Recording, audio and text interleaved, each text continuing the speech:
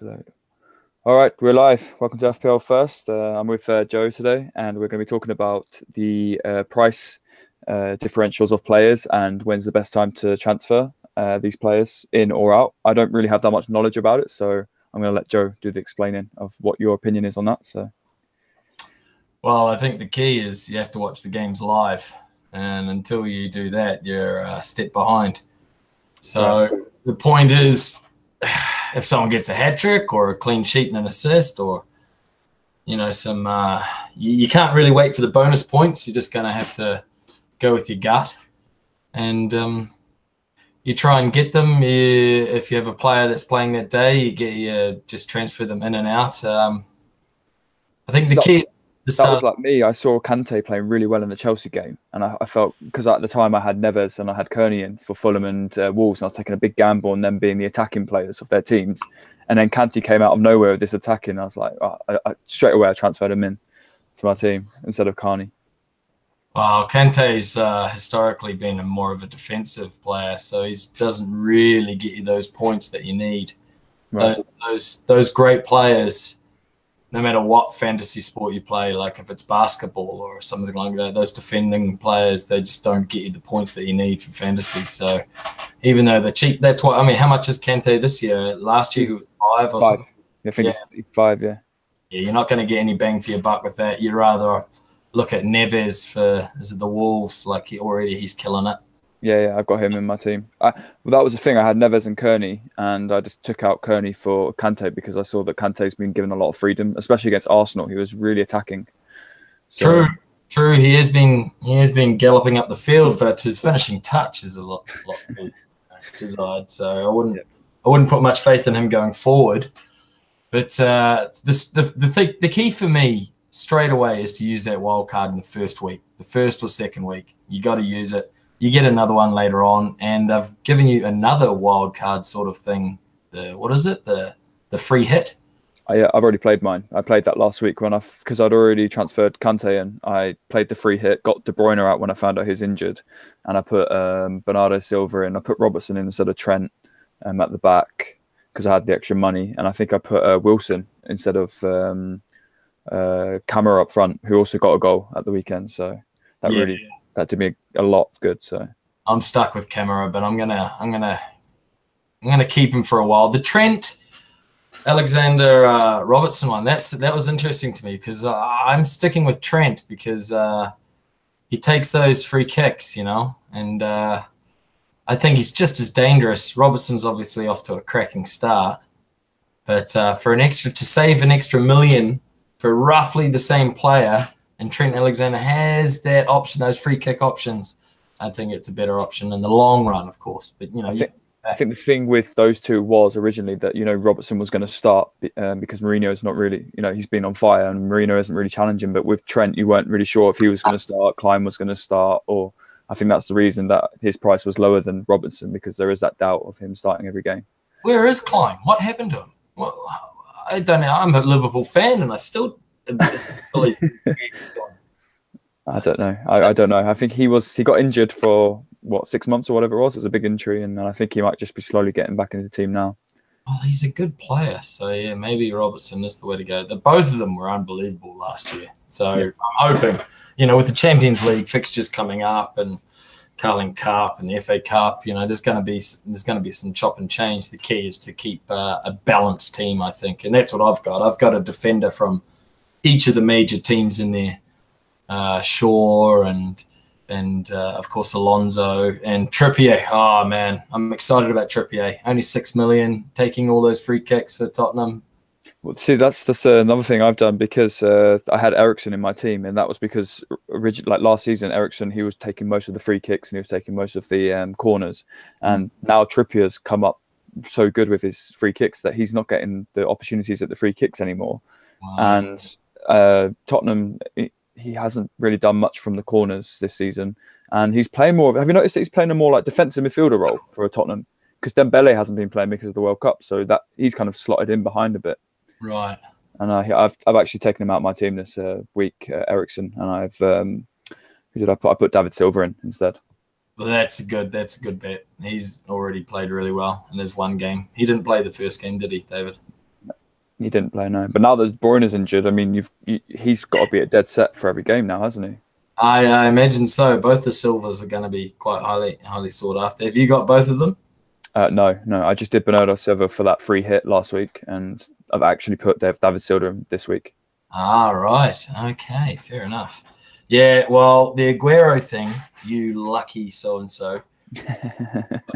40 points from that, and I had Aguero all of last year, and he just, I don't know, he didn't play some games, that they usually only play one up front, Man City. Yeah. And there'll be games where you think, okay, look, this is a hat-trick game for Aguero coming up against, Watford or something.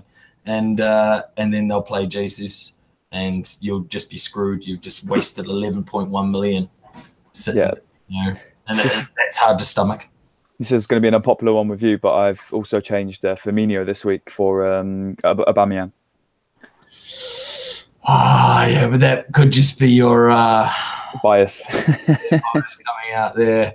I'm going to stick with Firmino. I'm going to give him one more week, although I'm a little bit worried because I have 0.6 million in the bank and I still have Shaw, but he might not play this week. Man United's defense looks terrible. Yep.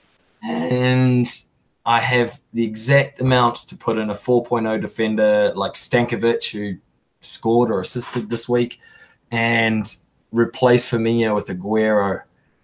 I think it's a must. Have you seen fixtures for City coming up? That's the point. That's what I'm saying. Will he play Aguero or will he give him a rest and put Jesus on? Aguero the week before was pretty average. Yeah, he was. But I mean, I liked how Pep he went with the two up front this week against Huddersfield. So there is a possibility that he's going to stick with that Jesus and Aguero combination from the start. Right. Well, then I'm going to have to pay attention. Usually you don't have enough money to. I have Kane, and I think Kane is a must in today's Premier fantasy football. Like, he's just so sturdy. And now that he's broken the August hump, I think he'll be strong going forward, and he should get a brace every once in a while, and that's just going to catch up to Aguero quick. I think Aguero is going to have a few ducks, and that's where I'm going to catch you. I think a player that's gone under the radar a bit is Ali. I think he could do quite well, especially if Eriksen is playing in that defensive role. But again, Ali's that kind of player where you'll get one in 3 good games. Yeah, so I'm not English, so I just don't see the excitement surrounding him. My midfield's pretty stacked, though. I've got Mkhitaryan. I love Mkhitaryan, and he's good. He's going to be solid all year. And if you see Arsenal's, I think it's next 8 fixtures, maybe 6 or 7, maybe 8. There isn't one team apart from Everton that I would say we can't beat. So there's a really good chance for Mkhitaryan, Aubameyang, or maybe even Iwobi as a lower cost option, because he seems to be getting the faith of Emery. So, right. Well, yeah, those Arsenal strikers have got to do something sooner or later. I mean, Aubameyang had the chances last week. He had 3 clear-cut chances. He had 2 on the 6-yard box, and he had 1 which was a little bit further out. And any other day, he would have put them away, and just completely failed. So maybe he should switch codes to Gaelic football, because he'd be scoring points in that game. No, I don't know about Arsenal. I'm still a little bit worried, but they have had 2 very rough games to start off with, and yeah, being a fan yourself, there's a lot of hope. And Mkhitaryan, 2 bad games, and he's already come through at the point. So I'm expecting, and he's only 7 million. And look at Richarlison as well. Speaking of Everton, he looks superb. Actually, that's what I wanted to go on to, because I was looking at the price of Richarlison, and he's gone from 6.5 to 6.8 already, I think, just in 2 weeks. Yeah. So if you had him did you have him from the start? No, I added him last week, just before last week's game. Or no, maybe I added him this week before his price went up. Yeah, I added him at 6.7, and then he went up to 6.8 the next day. It's a gamble. It's a gamble.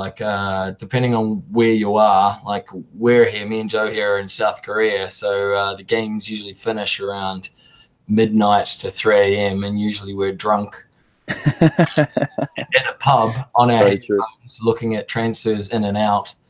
And I think the key is the transfers in for the week. That's the first thing I look at every stat. Transfers in for the week, because that's when the prices go up. Yep, exactly. Quickly, And I was just looking at the app on my phone, and the 4 players which are predicted to go up tonight are Aguero, Mendy, Fraser, and Edison. They're the 4 players expected to have a price rise. I've only got one of those. I really want Mendy, but I can't really afford him, unfortunately, because my midfield is stacked. Well, I mean, he's been a good one for me because he's gone up 0.2 mil, and I had him from the start. Like from the start, I thought Mendy should have been in the team, because if you watched him at the start of last season, he was unplayable, and he's been exactly that this season. Yeah, no. So, well, Man City have been unplayable, and they're going to be unplayable for a while. Yeah, but that's the thing with those big teams, even Liverpool as well. Like, you can't have all Liverpool and all Man City players, and you got to pick your poison some weeks. And sometimes Aguero's going to get a hat trick, and sometimes Firmino's going to get a duck. And that's the way it rolls. Who so going into game week 3, who would you put as your captain between? Let's say you had all these 4 players. Would you go with Aubameyang, Aguero, Kane, or Salah? Who would be your captain for game week 3? I think Salah. I think Liverpool are going to destroy. They're at home. Man City are away. Be a tougher game. I'm torn between Aubameyang and Salah. Oh yeah, I'm not going anywhere near Arsenal until they prove themselves, until they can put the ball into the back of the net, not in the stands. Actually, did you watch the Liverpool game against Crystal Palace? Yeah. Well, Salah looked hungry for goals. He just got unlucky. He has two times he was clean through, got the red card from Wan-Bissaka, and the other time he got a free. What was the other time? He got a free kick or something like that. Well, Salah's been everywhere. He's everywhere, every game. I can't afford him. 13 million. Like, that's crazy. Yeah, it's a lot. You've got him, right? You've got I've got Salah. Salah and Aguero. I mean, how can you afford anyone else? That's why you need players like Richarlison and Mkhitaryan and Alexander-Arnold. That's why I'm surprised you got Robertson instead of Alexander-Arnold. That was only for that free hit last week. Right. That's because I got the extra money from De Bruyne, and I just swapped it in for. But I didn't want to take all the transfer. That would have been about I think that was 16 points transfer if I'd have done it without the hit last week. So that's why I took the hit. Mane looks especially good already. I'm really disappointed that I didn't put Mane in at the. Well, I couldn't because of the limitation. But if I could have, I would have put Mane in instead of De Bruyne for sure. Well, I imagine a lot of teams had De Bruyne to begin with, and straight away had to get rid of him. So there's 10 million, and I spent mine on Mane. I think I bought him for 9.6 at the time. Mm-hmm. But what about the others? What about the other midfielders? Pogba, the only one doing anything for Man United. Yeah, and you're saying like I agree that he's doing well, but both of his goals have come from penalties. It's not like they've come from open play. So if Man United don't get a penalty, then Pogba, looking at on the previous performances, he's not going to get any points. He's had a few good shots from outside. The keeper in the weekend had to make a cracking save to save one from like 30 yards out. No, I think he's still in his, he got the assists. I think he'll be fine. And penalties, I mean, that's points. It's easy points. Man United are going to get their fair share of penalty calls, not as much as when they used to with Fergie behind, but they'll still get enough. I just think on the current form, I would go with Pedro from Chelsea instead of Pogba from Man United. Much cheaper. Yeah, much cheaper. I'd like to get him in myself, but he is cheaper, right? I think so. Yeah, I think Pogba is currently 8.1, and then Pedro I think is 7.6. If I'm correct. 6.6. Oh, 6.6. Yeah, he's a lot cheaper. Because I think Pedro's another one of those players where before going into the season, you didn't really know, is he going to get the game time? Is he going to get the trust of the manager? And it seems like he's getting a nod ahead of most of the other sort of wingers in the game. So I think that Pedro could be a good call for that price. True, and it's only a matter of time before Hazard gets going as well. I mean, he's played well the 2 games, but he hasn't gotten many points out of it, just bonus points, I think. Well, that's because he's been coming as a sub for both games. I mean, he came on and changed the game against Arsenal. Yep. It was the second half was a stalemate for 35 minutes. Hazard come on, and you can just tell the difference between him and the rest of the players on the pitch. He just came and destroyed our defence, and it was because of him they scored their 3rd goal. Right. So, what's your key for your bench? Do you have players that actually play on your bench? I've currently got Wan-Bissaka on my bench, and he went and got that red card against Liverpool the other day. So, yes, but you got to keep him 4 million, and he'll play every game unless he's suspended. yeah, he's actually gone up to 4.1 now. But I had him on my bench in the first week, and that's when De Bruyne came on for 10 minutes against Man City, and I lost the 12 points that he got in first week. Right. So I was gutted about that. What formation do you prefer to use?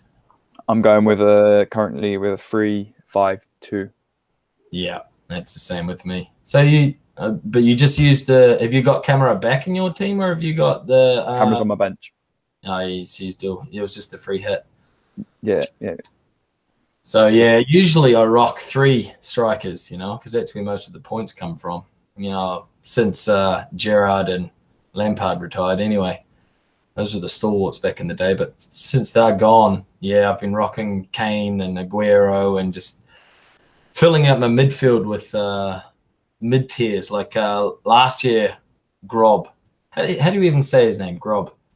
Not a clue. I couldn't even find the letter of his name to put onto because he's been in a team of the week. It's not English. But I had players like that, like this year Neves, they're the players.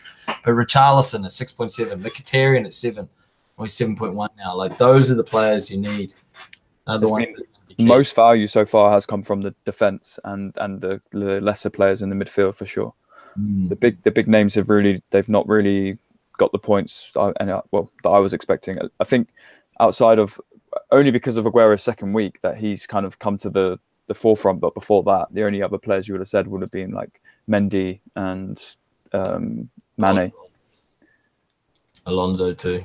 Oh, sorry, yeah, Alonso. Yeah, Alonso. He surprised me because in the first game he was a little bit defensive the way he was playing, but in that second game he was bombing forward again like last season. So I made a bad judgment call and not putting him in my team because I thought he's going to play defensive in a 4 for Sarri, and it seems he's still be getting that freedom to go forward. So after watching both games, well, I think secretly he's a bit of a head case. So I think he's going to go forward no matter what happens. He's so fast. Oh, he's brilliant. The defense. I don't know. Everything's going to settle down eventually, but the key is early on in the season is to build up that money. Get that money in the bank so that you can make as many transfers as you want down the line when they have those double weeks, triple weeks. Well, no, they don't play 3 times a week, but those double weeks when the FA Cup and the Carling Cup start hindering the Premier League fixtures. That's the key. Get that money up. Get that bank up. And judging by the teams in the Premier League now, what would be a team that you'd consider putting like the triple captain for against? In my opinion, for example, it would have to be someone like Cardiff or Huddersfield, who look like the teams that are struggling the most. I wouldn't even bother. Not yet. Not until I wouldn't use mine until the double weeks come. Right. Those fixtures start to stack up a little bit, and Man City have to play twice in 1 week. Right. Yeah. I would just save it for them. It's it's less of a gamble, but it's better safe than sorry.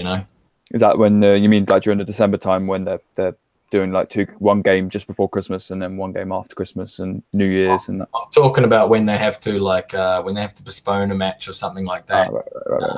You look at the game week fixtures, and then there's like Man City play twice in 1 week, and you can only have 3 Man City players. But that's when you use your wild cards and your free hits, whatnot, and you chuck in Aguero as captain, triple the captain. Yeah, your life, That's when you catch up with everyone else. Yeah, and another player I wanted to talk about who seems to be getting really good value is the Cardiff keeper, who's had 2 penalty saves in his first 2 games, which is yeah. Who? I don't even know his name, but I know who you're talking about. Etheridge. His name is Etheridge. That's nice. Yeah. Yeah, but you can't predict that kind of stuff, Like, do you go for the sound to get the Edison? I've got Edison personally. Mm-hmm. I went for Pickford at Everton, and it's not doing too well for me.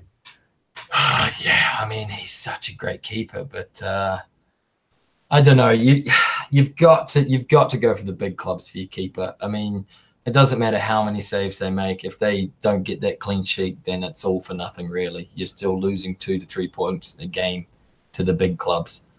Not all big clubs keep clean sheets every week, but that's why they're more expensive, Yeah. And I think it does take kind of things that like Etheridge saving 2 penalties is quite abnormal. He's not going to get the opportunity to do that, A, every week, and B, actually save the penalty. So, well, I mean, your backup keeper, I'm imagining, is 4.5 anyway. So if you've got no one else to transfer for the week, it might be a good opportunity to swap. I've got Fabianski at the moment, and he's playing quite well. I think he's playing very well. He doesn't have many points, but he's playing well, and he's going to be my backup when, Man City play Liverpool, and Liverpool put 7 past them. So, that's what you got to do. That's when you need your backup to play. All your bench players must play. I think that's key. But that's the problem. I've got one player now in Bednarak, I think, who was he was playing towards the end of the last season for Southampton in a free, but they've not played that tactic this season, so he's not getting any game time. So I need to try and get him out. But he's only worth 4, so it doesn't really matter anyway. It's not like he's going to lose value. So no. Well, he can go down to 3.9, and then you're screwed. Your whole season's up in the air. No, 4.5. I've got my backup keeper in it, and I'm happy with that. That's fine. That's safe. You never know with these big clubs as well. Like, they might swap their keeper, on the day. I remember De Gea, or De Gea, or however you want to pronounce him. He missed 1 or 2 games last year out of nowhere, and I was like, screws you if you've got a 4.0 keeper in there that doesn't play. Well, I think if you've got Ederson as your goalkeeper, you're pretty safe because the Bravo got injured. He's just done his what's he done? He's done his cruciate ligament or something like that. So he's going to be out for a long term. Yeah, but they're already looking at replacing him. Who, Bravo? Yeah. I saw somewhere in the gossip that the teams like that, they've got to have a replacement. And they'll get someone pretty quick. But how can they with the transfer window being shut? Can't they get someone? I'm sure they can get someone, can't they? Not with because the transfer window. Oh, who's their third string? Have they got anyone? Yeah, they have. They've got a 20-year-old who's their third keeper. Well, there you go. They'll put him in. He'll be fine. Maybe you're right. Maybe Ederson will play the whole time. I think so. I think that other keeper, he'll play the kind of like Carabao Cup or early rounds of the FA Cup. But I think Ederson's got to start every single EPL. Oh, you are the bearer of good news, I tell you. That's great. Thank you for that. That's all right. You're welcome. Not even in the 20-year-old's not even in the Premier League in the side. No, exactly. So it's like Bravo's injured for, I don't know, does it say how long he's injured for? Well, he's got the big red triangle, so that's not good. Unknown return date. Achilles injury. Oh, he's done. That's it. So my thinking is that Ederson's now going to play every single game till the transfer window in January. Every serious game at least, and then they're going to maybe find a replacement like loan for 6 months in the January transfer window. So brilliant. I think if you want to be guaranteed a keeper starting every week, it's going to be Ederson now. Brilliant. But well, I mean, how's Man City's defense been so far? I guess they had 1 goal so far, isn't it? 2-0. To be fair to them, did you watch that game? The goal was just a long throw, and it wasn't great defending, but it wasn't like it came from good build-up play or anything like that. It was literally just to lob it into the box and we'll hope. And that was the only chance they had of the game, and they scored it. So, well, it's going to happen, but yeah, no, that's great. Well, maybe we should be stacking up. I don't have any other Man City defenders other than Ederson, so I don't know. Mendy, 6.2. I got to get him. I think so. I think if anything, I would because Bernardo Silva. Who have you got? You've got in your team Bernardo Silva. Did you say? No, I'm going to have to get rid of Firmino. I don't want to get rid of Firmino. I didn't either. I think over the whole season he's going to have a lot of points in him, but I just think at this current time with Liverpool's fixtures, they're getting a little bit harder now. Next month they're getting a little bit harder, but Arsenal's for the next month and a half are super easy. Yeah, so but defense. Man, I'm not. No, but I'm saying as a striker, that's why I put Aubameyang in instead of Firmino because sure. I just feel like Firmino is playing that kind of Harry Kane role in England. He's setting up everyone around him, and he's kind of not really getting into the thick of the box action himself. He's kind of playing that free role, especially against Crystal Palace. He was not going on the wings, and he wasn't really that direct central person. They were all kind of interplaying with each other, and it seems like Mane and Salah are the ones that are getting the more opportunities inside the box. So I just feel like it reminds me of Rooney, the way Rooney used to play. Right. To drop back a bit, and the wings would push in forward. Mane, exactly. Yeah. I've had all the opportunities in the world, and Firmino's had his fair share though. He's missed hit. I was a bit disappointed he never really got to play much World Cup, really, in the grand scheme of things. Yeah, I mean, there was a case for him because was it Jesus was the main striker for Brazil in the World Cup? He didn't do that, right? He didn't do that well, I didn't think. He didn't do anything, and it was a strange one because he wasn't really starting every week for Man City, so he wasn't going into the World Cup as like the main starter of Man City, and with the form behind him. But Firmino was going into the World Cup as the main striking force for Liverpool, so it would have made more sense that they did put him up front. And everything, wasn't he? But that might just be the sum of the parts of the team of Liverpool. That's why Liverpool's so dangerous this year, and that's why I don't know. Do you think they've got a chance to catch Man City? I think that. Tell me some good news. I think it's. No, I don't think so. I don't think that. I think it will be. I think it is going to definitely be 1-2. But I think that Liverpool, their team is good enough now to really start getting some distance between the rest of the four. But I don't think they're good enough to catch up to City. I think this City team is just exceptional. Yeah, I think you might be right. I think the gap between Liverpool and whoever's going to be third will be a lot bigger though than last season. I know though. Man City have only got one keeper, so you say. And De Bruyne is out. Well, actually, that's a good point. If because of De Bruyne, if they can't get their flow together, there was quite, I think, about 5 games last season. If it wasn't for De Bruyne, Man City definitely wouldn't have won. So that could play a factor. Well, Man City, as you said, Man City have got a bit of an easy run. They don't have to play anyone else of substance for a while. No. Oh, it's scary. So I think that if Liverpool can keep up with Man City and take advantage a little, it really depends. Does Man City fail with De Bruyne not being there in this kind of next 2-3 months when he's injured? If Liverpool can take advantage of that and then maintain it there, then there is a possible shout for them being up with Man City towards the end. I just don't know if that. Liverpool have got the strength in numbers, especially to do the Field Champions League and the league, whereas Man City have got a good player in every single position +1. De Bruyne missed a bit of time last year too, didn't he? Yeah, he did. Yeah, he did. And they didn't slow them down. I think they've got too much depth. Do you reckon? Yeah. Oh, I'm looking at their team now, and it's just scary. I think there's another thing as well. Like last season, Liverpool got to the Champions League final, whereas City. They went out in the quarterfinals. You knocked them out. So that also you got to think that plays a massive factor. We were their bogey team. Like we kind of put them to the sword in the Premier League last year as well. But don't know. We don't play them until week 8 this season. Mm-hmm. Hopefully, both teams won't have dropped any points, and it will be a massive fixture. Who's playing home? Liverpool at home. There's a good chance that you'll win that. I think, like you said, Liverpool, the bogey team, and at home, they're pretty unstoppable. I guess it's just the style of play. I think I was listening to TalkSport the other day, and there was an interesting point about how West Ham and their new stadium, and also Tottenham playing at Wembley, how these massive new stadiums, which have the massive tracks around the outside, they just lose the atmosphere of the stadiums because the people are so far away from the game action that they feel like this could be having a bit of an influence on the teams. Whereas you still got places like Anfield and like Goodison Park, for example, where the pitch is like only 10 meters away from the first person in the crowd.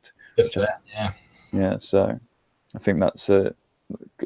I feel the same about Emirates as well. Emirates has got a bit of a distance away from them. Having said that, the Emirates crowd is terrible. Arsenal fans are terrible at home. Well, they're pretty passionate on the street on Arsenal TV. Why aren't they passionate in the stadium? That's because that's the select few of the Emirates Stadium. The rest of them are corporate people that are just there for the day trip. Well, nice day in London.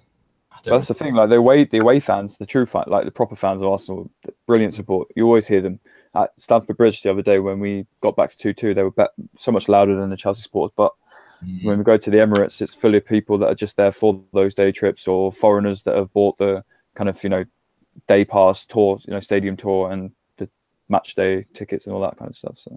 Well, yeah, I mean that's true, right? There's more passion. There's away fans giving up a lot of their life to go to these games, and also there's a bit of pressure on them to perform for their team. So yeah, you've got twofold there, two reasons really. All right, so going back to your point, like, who's your captain this week? Do you want to tell me? I'm torn between Salah and Aubameyang. Yeah, you got to go. Yeah, I think you should go with Arsenal. Is that a trick? No, I just think because we're playing West Ham and West Ham look terrible at the back. And yes, Arsenal may concede 2 goals, but I guarantee we'll score 5. That's my thinking. I just think that this week, if there's ever a time to put Aubameyang as your captain, it's against West Ham, who are looking terrible and don't look like they're going to improve. They're missing their key player at the back, their Kiwi, their captain, the best player in the Premier League. And Reed, he's a legend. But yeah, no, they are a shambles, aren't they? I just think that it would be a massive risk to put him as my captain, but if it does happen, if we do score like 5 goals and it's a crazy game, which it has every chance of being, because West Ham's attack is pretty good, and Arnautovic has always got a goal in him, and they've got a few other players as well in their attack that, especially Wilshere, is going to be wanting to prove a point as well, playing against Arsenal. So I think it could be a high scoring game, but I just think that Arsenal is going to have too much for them. True. And if I go for Aubameyang and he does say get 2 goals, then that would have paid off. If Salah, for example, only gets 1 goal or an assist or whatever. But Liverpool playing Brighton at Anfield. That should be an easy game for you then. Exactly. It could be a big high scoring game, whereas Arsenal playing West Ham. West Ham are pretty bad away from home. They showed a bit more fight last week at home. Yeah, but they were playing Bournemouth, who were terrible away from home last season. So, what's your game of the week? Which one would you be watching? Let me have a look. Other than Arsenal, I like Bournemouth Everton actually. Well, that could be. Is that Bournemouth at home or? Yeah, Bournemouth at home. I like that. I like that game. And Man United are playing Spurs, but I don't give a flying F about either of those two teams or their supporters. That game's on a Tuesday. That's strange. What game would I go for? But yeah, Bournemouth Everton could be a good shot because Bournemouth are really good at home. I really like Everton at the moment. I shouldn't be saying it as a Liverpool fan, but Everton, they've got a lot of those players that you forget about. Like even Walcott. Walcott's got a bit of fire in him this year. Richarlison's been really good. Can't forget about Baines, Schneiderlin. They've got a lot of good players that have been cast away. Yeah. And they spent a lot of money on him as well. We're forgetting after Lukaku went to Man United, they spent, I think, 80 to 100 million or something like that last season. And then they've spent, 80 million this season as well. So they've spent more money than Arsenal have in the last 2 years. I'm just going to have a quick look at there. Sigurdsson as well. I love Sigurdsson. Great player. A bit sad up front, though. So I think I think you could be right with that. With the game, best game could be Bournemouth against Everton, or there's a shout for if Newcastle they're not looking that terrible at home. Chelsea, they could give Chelsea a good ride. No, I think Chelsea are going to come right, and I think they're going to smash them. You reckon? Yeah, I do. I think Chelsea are looking like they're going to get their feet under them pretty soon.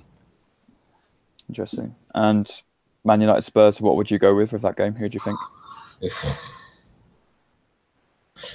I don't know. I think it's going to be ugly, to be honest. I think if you're going to go on the form, then you go with Spurs. But I think the Old Trafford at home, I think the Man United will probably just pip it. I'd say a draw or Spurs win. I can't see Man United beating Spurs, not at the moment. And I like what the coach is doing, or the manager, is doing with the Spurs, with the defenders. He's got them on their toes. He's got them wanting to play, fighting for their spots. I like it. Yeah, and also with Son being in the Asiana Games right now, that Mora's come in and he's slotted in really well this season at the start. So they haven't missed Son. No. Wow, their poor son had a shocking World Cup. Wow, he played all right, but everyone around him didn't. Yeah, that's true. Yeah, well, I think do you think that Son, if he comes back, that Son would actually get into the team, or do you think Lucas Moura will keep his position?